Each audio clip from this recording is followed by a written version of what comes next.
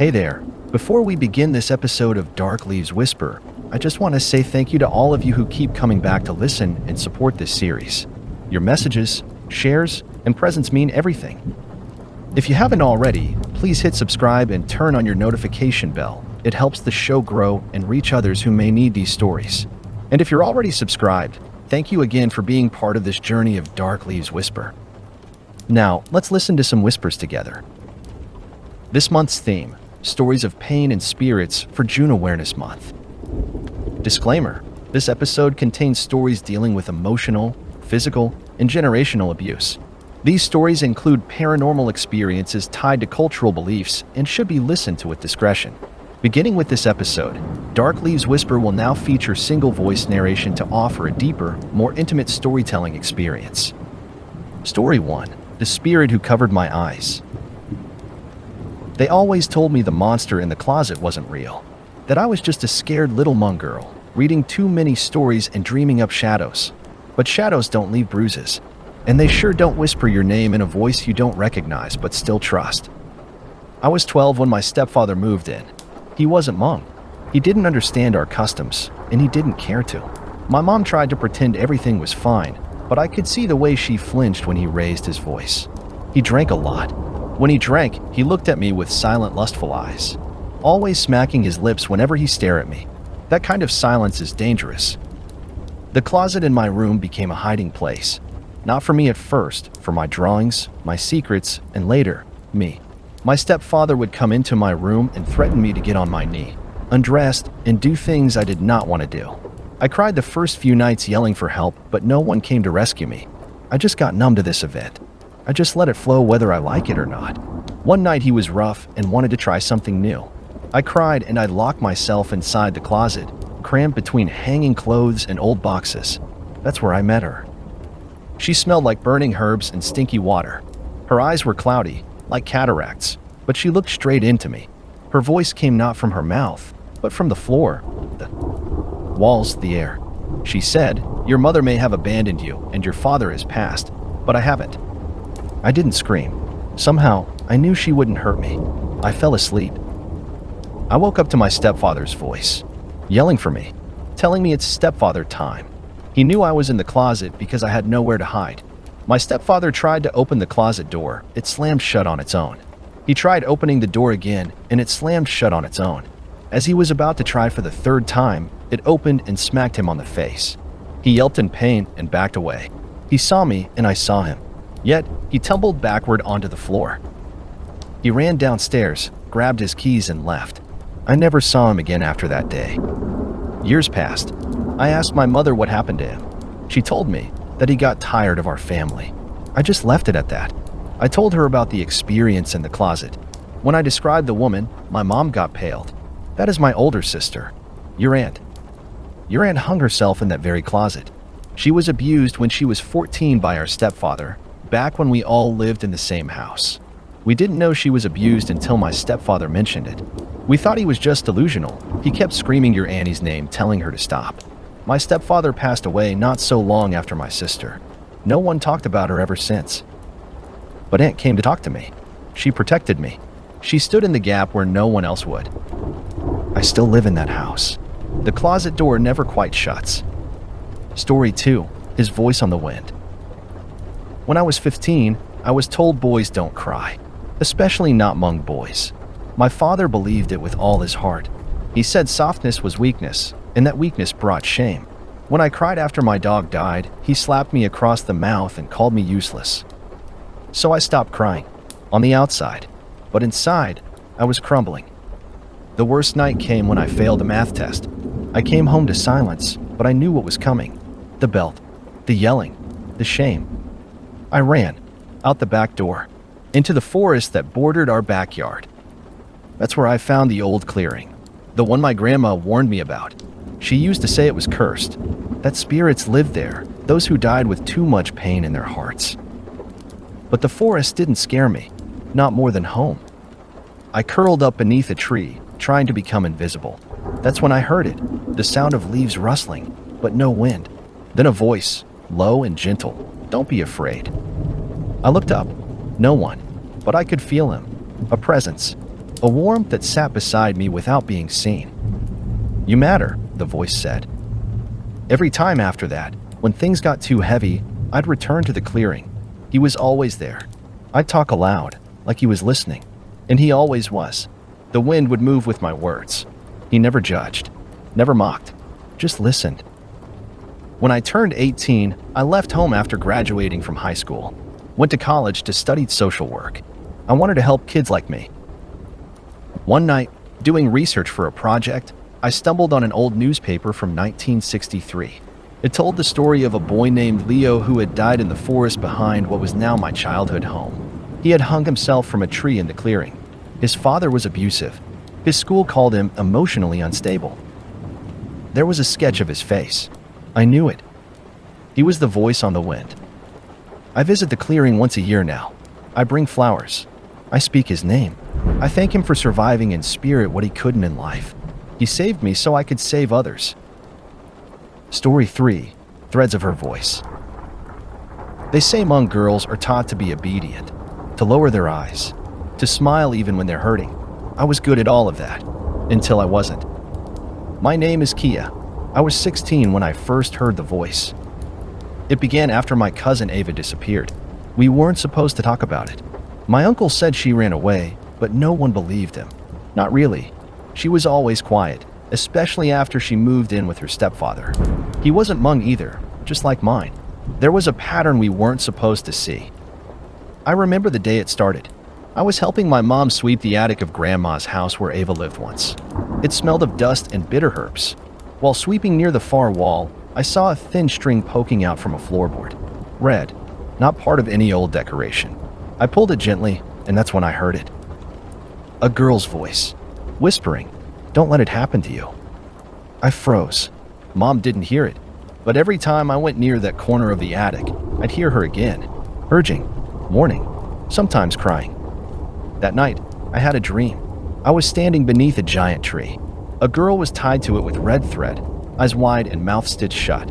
I woke up screaming, and my mom finally told me the truth. Ava had confided in her. About the touches. About the locked doors. But she had stayed silent, out of fear of shaming the family. Then she vanished. The attic was her room once. She used to sit in that corner when she was scared. After that, strange things happened.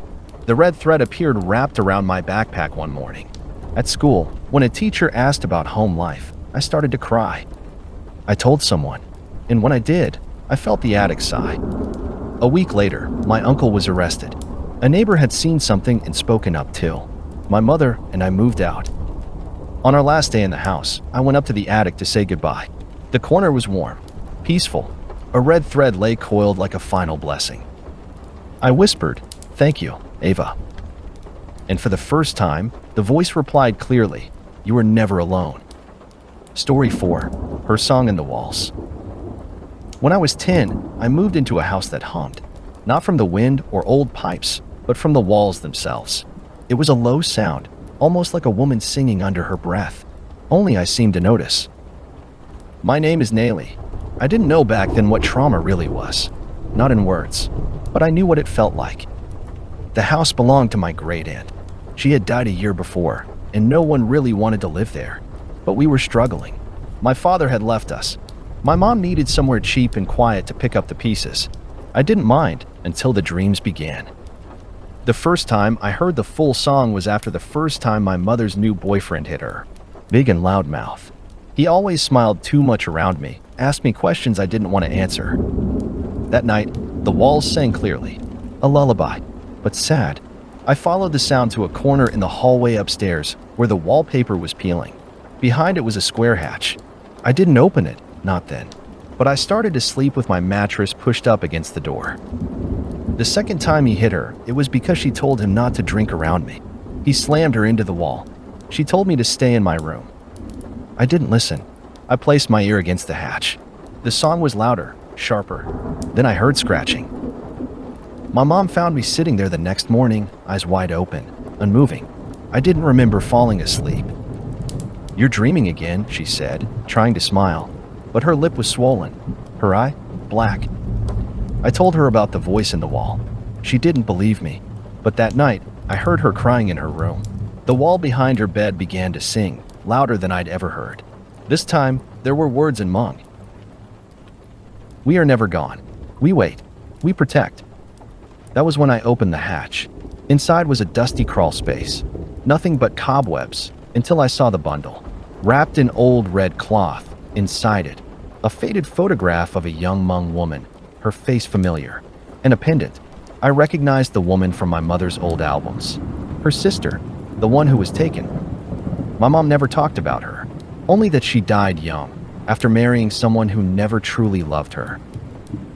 That night, my mom's boyfriend came home drunk again, angry, loud. I sat on the stairs, clutching the pendant. The lights flickered. A wind blew in from nowhere. The hallway filled with the scent of lemongrass and smoke. Then came the sound of singing. Loud, furious. He screamed. He fell. My mother and I found him at the bottom of the stairs, shaking. She was in the wall, he stammered. Her eyes, her voice. He never came back. Weeks later, I gave the pendant to my mom. She held it and cried for a long time. She used to sing to me, she whispered, when I was little, when I was scared. We stayed in the house for a few more years. My mom got married, and I also went and started my own family. We were offered a sum of money since they were going to construct a mall. But sometimes, when I feel afraid, I place my hand on the wall, and I hum back. Story 5, The Red String in My Dreams.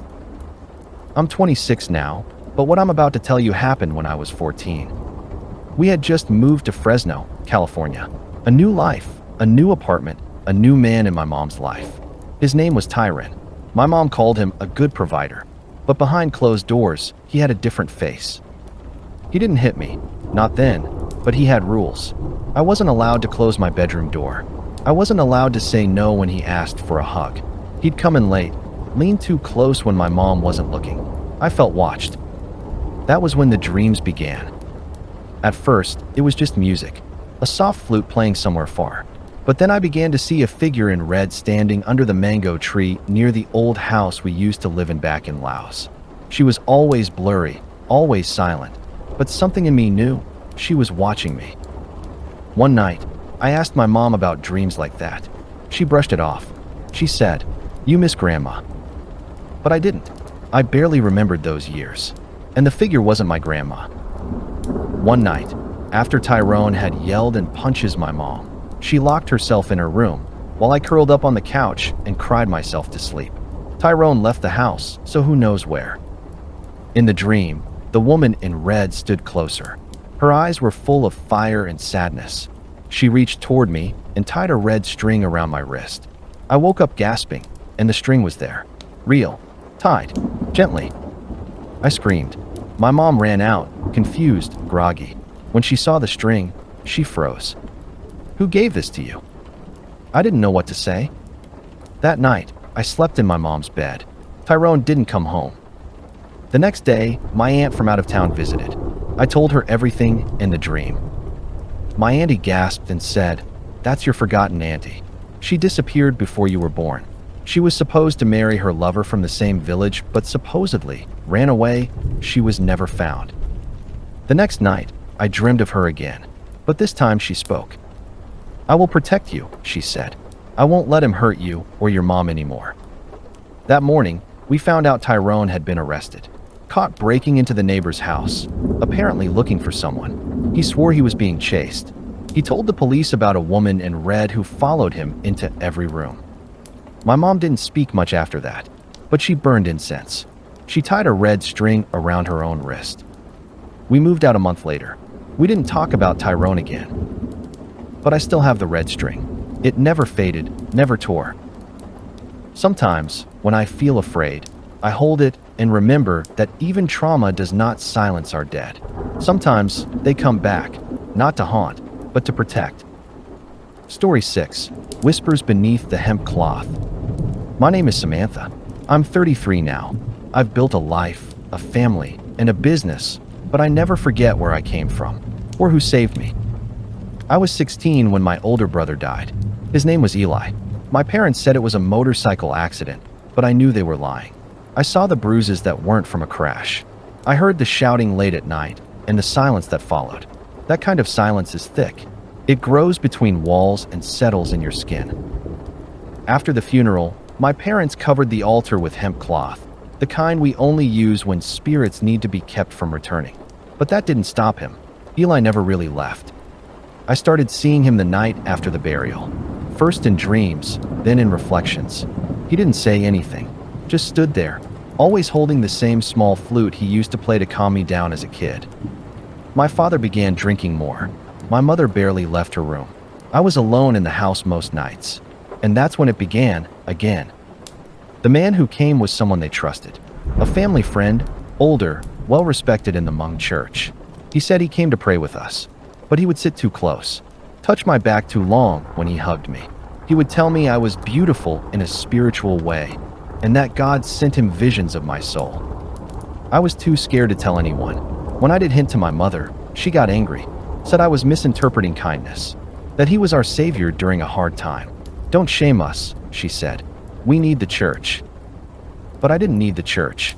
I needed my brother. One night, I couldn't sleep. The air was thick, and I kept hearing tapping. Not at the window, but beneath the floorboards. Soft, steady tapping like fingers on wood. I sat up and whispered, "Eli, is that you?" The tapping stopped. Then a whisper, "Don't let him in." I froze. The voice wasn't outside, it was inside my chest, like it came from the bones of my body. That night, I dreamed of the altar. The hemp cloth was gone. Eli was sitting there, bruises still fresh, but his eyes were calm. "He hurt me too," he said, "but I was a boy, so they didn't believe me." I woke up shaking. The next Sunday, the man came again. He asked to speak with me alone. I said no. He smiled too wide and said, "Your soul is resisting God." That night, I took the hemp cloth off the altar and folded it. I left incense burning. I asked Eli to stay, protect me. Things started happening after that. The church man fell down our stairs, claimed he saw someone at the top pushing him, said it was Eli. Our house grew cold every time he entered. My father began locking the doors. My mother grew pale and avoided the altar. She started whispering prayers. Then one night, I caught him trying to open my window. He was whispering my name. That's when I saw Eli, fully formed, standing behind him. Not a reflection, not a dream. He was real, dressed in funeral clothes, his face calm, his hands folded. He didn't touch the man, just stood and stared. The man screamed and ran. We never saw him again. A week later, my mother told me the truth. She had walked in on him with Eli once, back when Eli was 12. But she was afraid, said nothing, told herself she imagined it. She cried for hours. Then she folded her hands and asked me, "Do you think Eli forgives me?" I told her, he didn't come back for revenge. He came back for us. The dreams continued for another year, but they were peaceful. We would sit under a tall fig tree, Eli playing the flute, me listening. He told me, "You will break the pattern." I don't know if that's true, but I try. Now, in my home, there is a small altar, not hidden, not covered in hemp cloth. I keep a photo of Eli there, and when my daughter asks who he was, I say, he was the bravest spirit I've ever known. Story 7. The House with No Corners. My name is Mai. I'm 41 now, a mother of 4, living in Fresno, but I still have nightmares about that house, the one with no corners. I was 14 when my aunt invited me to stay with her for the summer in Wisconsin. My parents said yes. They needed a break, I think. Back then, we didn't talk about family stress or trauma. We just said, "Go help your aunt." The moment I stepped into her house, I knew something was off. The layout was strange, no sharp corners in any room. Everything was curved, walls bent, hallways rounded. It felt like the house itself was folding inward, watching. My aunt said it was feng shui, but my uncle wouldn't go near certain parts of the house, especially the sewing room. He said, "That place pulls too hard on your heart." The second night, I heard crying, not soft sobbing, but choked, angry crying like someone was gagged. It came from the vents. My aunt said it was the pipes. But then I started seeing the girl. She stood at the edge of my bed some nights, long tangled hair. She didn't blink, didn't move, but her mouth was open, always open, like she was trying to scream. I asked my aunt about her. She turned white and said, "Don't speak to her. That girl doesn't belong here." A week later, I found the sewing room unlocked. Something drew me in. I stepped over bundles of thread, the walls covered in half-finished pine top. In the corner was an old mattress with bloodstains. That's when I saw the girl again. But this time, I wasn't asleep. She crouched in the corner, staring at me. "They left me," she said. "Can you tell them I was good?" I ran. My uncle found me trembling in the kitchen. He looked at my aunt and said, "You should have told her. She's family." That night, they told me the truth. The girl was my cousin, born from my aunt's first marriage. Her father was cruel. When she began acting strange, he said she was possessed. Instead of seeking help, he locked her in the sewing room, starved her, beat her, until she died. They never told anyone, just moved away and said she ran off with a boy, but the house kept her. After I learned this, I kept dreaming of her. She'd be outside the curved window, tapping. "They forgot me," she'd whisper. One night, thunder shook the house. My aunt collapsed screaming. She said she saw the girl in the bathroom mirror, face rotted, asking, "What did I do to deserve this?" I couldn't take it anymore. I went to the altar, burned incense. I lit paper clothes, money, and called her by her name, Ma Lore. I told her she was good, that what happened wasn't her fault. And then something happened. The walls creaked, the air got warm, and for the first time, I saw her smile. Just for a second. Then she faded.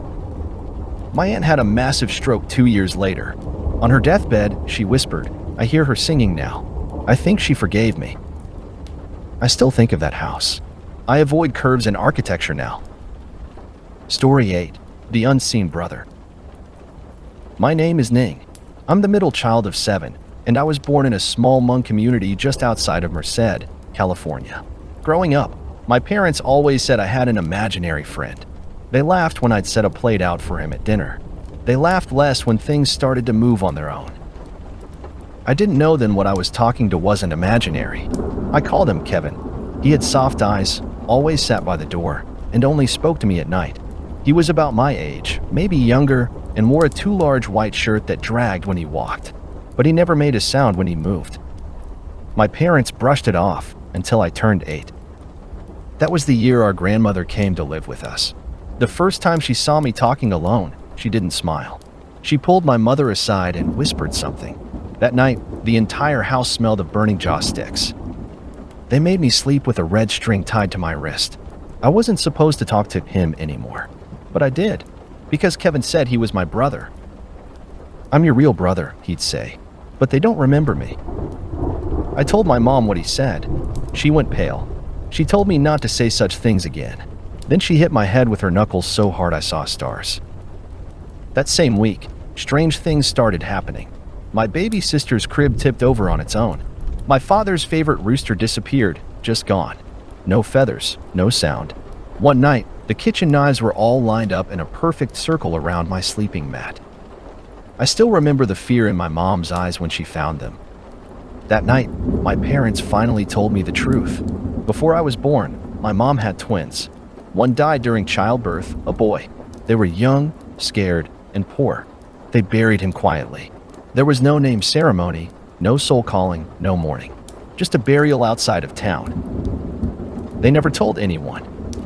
I was his twin. Kevin wasn't imaginary. He was real. After that, things escalated. I would wake up with bruises in the shape of fingers. My brother appeared more often, but his face was changing. His eyes were hollow. He no longer spoke, just watched. One night, my brother stood in the hallway with all the doors shut. He pointed to the back door. I knew what he wanted. I went outside, barefoot, the grass wet under my feet. "Tell them," he said. So I did. I made my parents come outside. I pointed to the spot where the grass grew taller, untouched. There lies a pile of old worn clothes. My father dropped to his knees and cried. My mom just kept saying, "I was scared. I was scared." We held a ceremony. The shaman called his soul back, gave him a name, lit candles and gave offerings. And I placed my favorite red marble by his grave. That night, my brother smiled at me one last time. "Now I can go," he said. And then he was gone. but I still keep a space at the table for him on New Year's. I never forgot him, because the truth is, the dead don't always stay dead, especially when they've been denied love, a name, or a home. Story 8. What they couldn't change. I am born as the middle child of 10 boys. My name was Chi, but I am Amber now. I was born into a Hmong family in central Minnesota, one of those big ones where cousins felt like siblings, and everything we did had to reflect on the family name. There was love, sure, but it came with conditions. From as young as I can remember, I knew I was different. I liked dancing more than hunting. I liked drawing, music, the softness and things. And I loved when my cousin Pao would brush against me. Those moments made my heart flutter in ways I didn't understand yet. By the time I turned 13, I knew what it meant. I was gay, and I also knew I could never say it aloud. My dad was one of those unbending Hmong men, proud and old school. We didn't talk about feelings, only failures. And when my grades slipped one semester, he took it as a sign I was becoming weak. Real men don't cry. Real men don't act like girls, he said, throwing my sketch pad into the fireplace. I watched my drawings curl and burn, and something inside me went with them. I tried to fit in. I tried dating girls. I even tried praying at night, whispering to whoever might listen to make me normal. But there were always things I couldn't hide. My voice, the way I carried myself, how I avoided locker rooms like they were poison. One night, when I was 16, everything cracked open. My older brother had borrowed my phone. He found texts, ones I thought I deleted. Messages from a boy named Leo. Sweet ones. Honest ones. He stormed into the kitchen with the phone in his fist. My parents were eating. He slammed it down and yelled, "She is a man who loves men." My mother gasped in denial and dropped her bowl. My father stood up so fast his chair fell back. I thought he was going to hit me. He didn't. He said nothing. He just walked out of the house and didn't come back until the next day. That night, my uncle, who was visiting, called in a shaman. They said I had a spirit problem, that a female ancestor had taken over my body and confused my soul. I was made to sit while they chanted, while bells rattled, while incense choked the room. The shaman never looked at me with hate, but pity, like I was broken. 4 months after, I lived in a fog. My father no longer spoke to me unless he had to. My mom wept at night when she thought I was asleep. My siblings ignored me, bullied me, point fingers at me. I began to hear things, feel things. I'd wake to cold air brushing over my face, whispers in the corners. A shape would move past my doorway when no one else was home. I thought maybe the ceremony had brought something back with it. I wasn't wrong. It began with dreams. A Hmong boy about my age, standing in the forest, always barefoot. He never spoke. He'd just stand under a tree, watching me. I wasn't scared. There was a sadness to him that felt familiar. One day, after yet another verbal argument with my dad, I went out walking, into the woods behind our house. The same trees from my dreams. And there he was. "Who are you?" I asked. He looked at me with hollow eyes, then touched his chest and said, "Two." He turned, walking deeper into the trees. I followed. He led me to an old, collapsed shed. I'd never seen it before. Inside, buried under rotted boards, I found a box. Inside the box was a photo, black and white, of a young Hmong boy wearing a floral shirt and bell-bottoms. On the back, Tao, 1988. I brought it home, asked my grandmother about it. She went quiet. Her hands trembled. "Tao is your uncle's son," she whispered. "He liked men. They said he shamed the family. He went missing. We never found him. The family never looked. They assumed he ran, but I think they knew, and did nothing." That night, Two appeared again, sat at the foot of my bed, and finally, he spoke. "You're not broken. They just don't know how to love you." I cried so hard my chest ached. From then on, Tao stayed close. In dreams, in flickers of movement. Once, when my father tried to corner me again, the lights flickered, and every photo frame in the hallway fell to the ground. He never raised his hand to me again. I left home when I turned 18, went to college, found friends who became my family. And every year, during the Hmong New Year, I light a candle for Tao. Because someone has to remember him. Someone has to honor the ones we were told to forget. The dead don't always linger to haunt. Sometimes they linger to shield. to remind us we are not alone. Story 9. The Ancestor Who Wouldn't Let Go. My name is Ka. I'm 28, the only daughter of a small but fiercely close-knit family in Minnesota. I came out as a lesbian when I was 23. To my surprise and relief, my family embraced me. My mother said, "Love is still love." My father nodded and simply said, "You are still our child." I thought that was the hardest part, being honest with them. I thought once they accepted me, the worst was over. I didn't know that sometimes the hardest battles come from the ones who are no longer among the living. It started with my dreams. An old woman I didn't recognize sat at the edge of my bed. Her hair was knotted in the traditional widow's bun. Her eyes were sharp as needles. She said nothing, just watched me as I slept. When I woke up, I'd find ashes near my bed and a faint smell of something burning. The first time, I thought it was stress. Maybe I was overthinking. But then the shadows came. They moved differently. They followed me, not just in the corner of my eye, but across mirrors, in the reflection of my phone screen, through car windows. Whispers began to weave into the silence. In Hmong, "You disgrace us. You walk the wrong path. You are not who you should be. You are not our blood. Our family have no such thing." The air in my home felt heavy, like someone was always watching, like someone was always disapproving. I asked my mother if we had a strong spirit in the family. She hesitated. Then she told me about my great-grandmother, Yang Shua. She upheld tradition like it was armor. Strict, unbending, feared even by her children. She was the keeper of honor, my mom said, the kind who would cut off her own blood to keep the family name clean. That night, I saw her again. I was brushing my teeth when the bathroom lights flickered. In the mirror, behind me, stood the old woman, no longer silent. "You bring shame into this house," she snarled. "Your love is a stain. Wash it away." I dropped the toothbrush, turned, nothing. But when I looked back into the mirror, the reflection remained for just a second too long before fading. I told my parents. My father called for a shaman, who came with his drum and huge knife. The ceremony was supposed to bring peace, but the shaman paused during the ritual. "Your ancestor does not want to leave at all," he said quietly. "She believes she is protecting the family." Protecting? By haunting me. Weeks passed. I lost sleep. I lost weight. I lost hair. I heard footsteps upstairs though I lived alone. I saw messages written in steam on the mirror after showers. "Change or die. Return now." I tried praying. I tried denying. I tried begging. But nothing helped. Not until I did the one thing she never expected. I rejected her. I stood before an altar I quickly made, lit the last stick of incense, and I spoke aloud. "I honor our lineage, but I do not belong to your world. If your love requires my suffering, I do not need it." I left the incense to burn, took down the altar, burned everything. That night, everything went still. The air became light. The shadows receded. No more knocking. No more whispering. And for the first time in months, I slept without fear. My family still lights incense for her.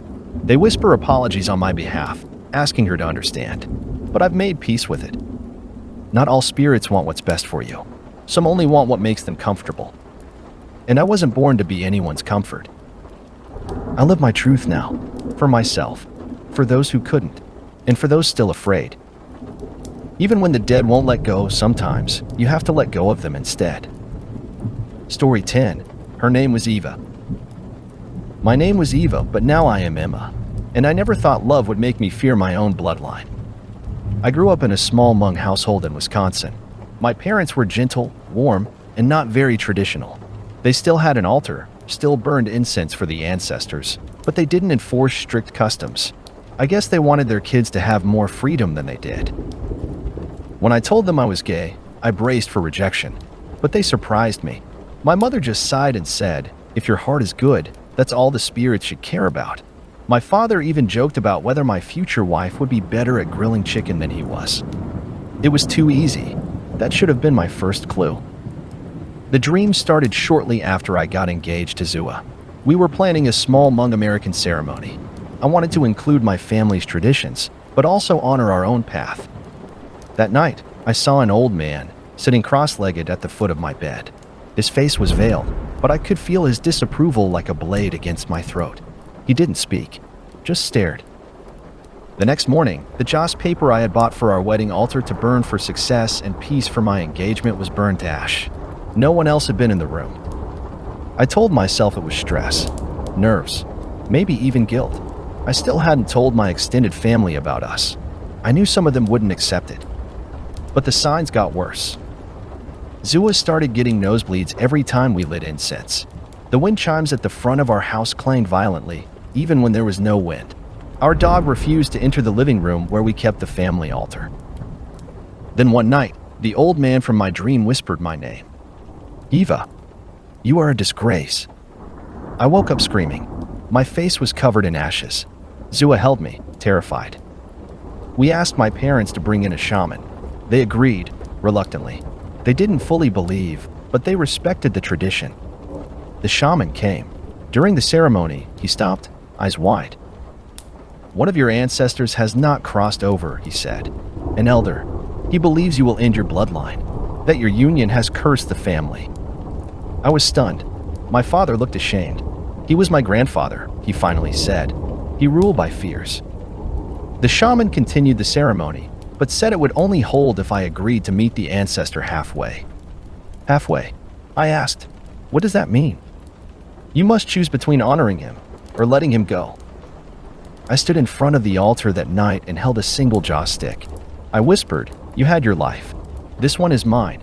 I do not know you, and I will not live by your rules. The air thickened. The flame on the incense split in two. Then everything went still. For weeks after that, the house was quiet. No dreams, no shadows, no signs. We got married. My parents walked us down the aisle, both crying. We danced to old Hmong songs and modern love ballads. It was beautiful. I do not forget where I came from, but I also remember where I'm going. And sometimes, that means walking away from the spirits that demand you sacrifice yourself to make them comfortable. These stories aren't just ghost tales. They're memories wrapped in myth, pain given voice through spirit. In the Hmong tradition, the unseen world is not distant. It's right here with us. Thank you for listening to Dark Leaves Whisper. If you or someone you know is suffering in silence, know that you're not alone. There are people, and sometimes even spirits, who still watch over you.